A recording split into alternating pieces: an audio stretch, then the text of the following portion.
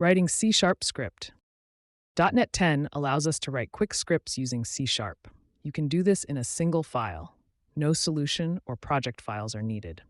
So to demonstrate this, we're going to use Visual Studio Code. This is similar to what you might do using languages like Python. You just write your C# code and run it. No need to create a console application in the full Visual Studio IDE. We're going to add a single CS file here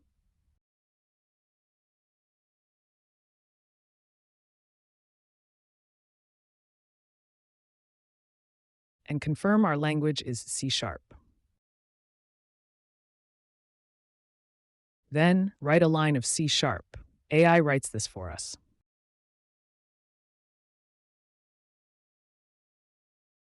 Save that. In the terminal, inside our folder, we say .NET run and the name of our CS file.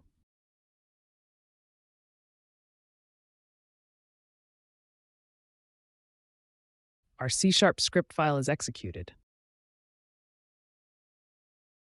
Let's get some input from the console.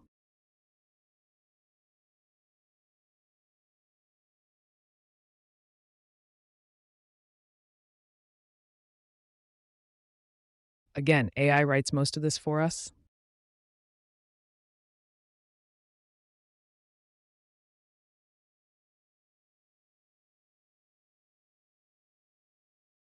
Save it and run it. We get the expected possible null value for our name variable. We can fix that with a nullable string. The console asks for input as expected.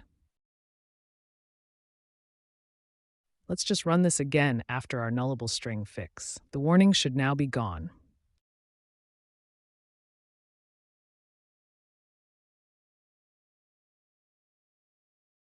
Alternatively, like any console app, you can use the arguments list. When we run our script, we pass an argument to display. Of course, your scripts can be a lot more complex than that. Here we spice things up with a do-while loop and continue asking for a name until it's no longer null or empty. So far, we've been running this CS file with .NET Run, but what if we want to turn this into an executable? Before we can do that, we have to make sure Visual Studio's C++ workload is installed. Go to your Visual Studio installer.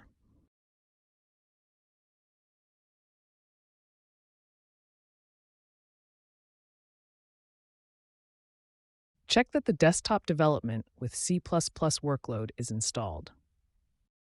Back in Visual Studio Code, go to the terminal and enter .NET Publish, followed by the name of the CS file you want to compile into an executable. When the build completes, you'll find a new artifacts folder that contains the exe file. Now, using a terminal like Command Prompt, you can run your script like a standalone app.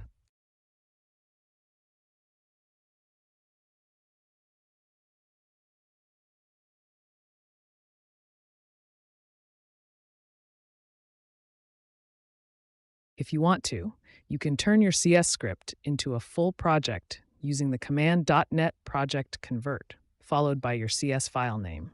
But that kind of beats the purpose of scripting, and you may as well create a full console app in Visual Studio. Just for demonstration purposes, let's make a project. It will ask you for a folder where you want to create the project. The project folder will contain your CS file as well as a project file.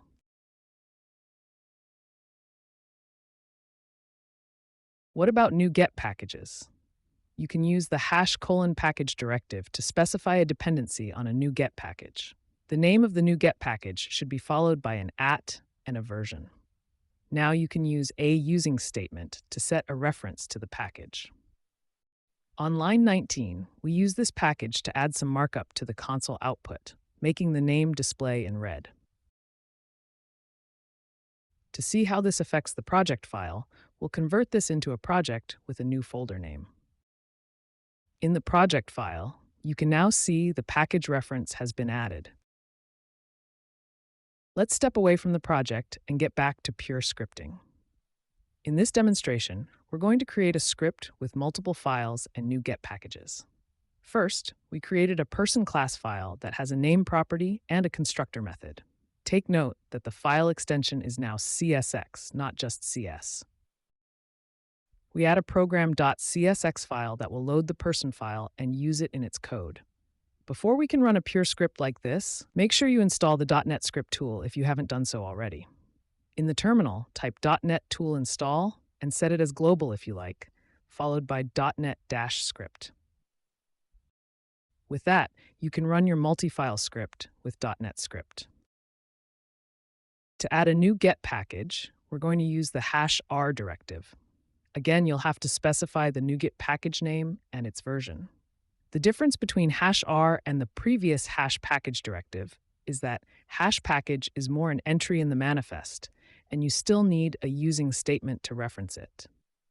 The #r, on the other hand, immediately sets up the reference, and you don't need the additional using statement. You can see the using statement is dulled out here.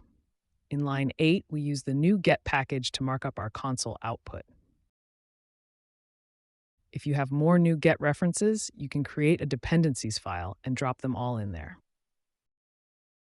Now you can just simply load the dependencies file.